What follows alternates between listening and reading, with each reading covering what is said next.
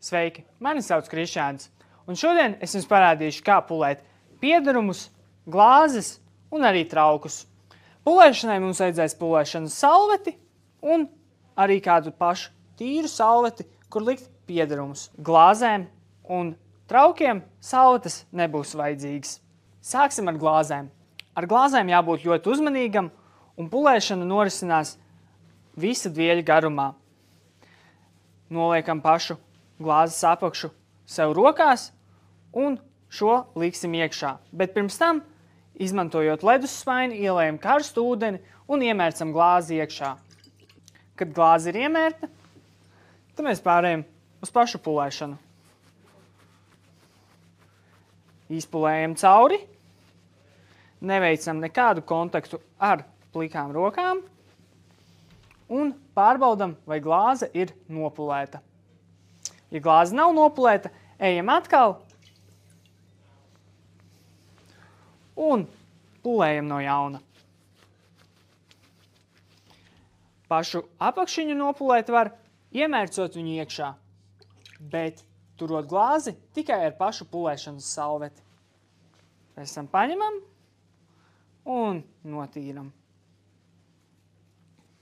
Kad viss tīrs, varam likt nost. Tālāk ar bāra glāzēm ir daudz vienkāršāk. Mēs varam paņemt iemērt, pēc tam ar salveti, pārpulēt. Apakšiņu varam vienkārši tāpat un droši likt nost. Visbiežāk ar kafijas tasītēm varam izmantot vienkārši salveti bez ūdens palīdzības. Un tāpat kā ar kafijas tasīti, šķīvus mēs varam nopulēt arī ar sausu vai arī viegli mitru pulēšanas salveti.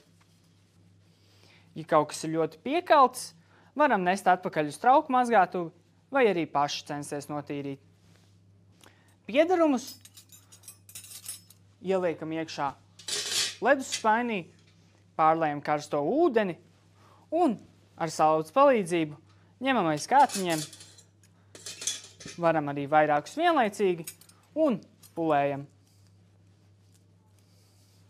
Novietojot tos tīrijā salvetē uz paplātes. Neizmirstam, pēc pulēšanas nevajag apgramstīt visus piederumus aiz šejienes, turēt šādi, bet aiz kātiņa vai ar cimdiem.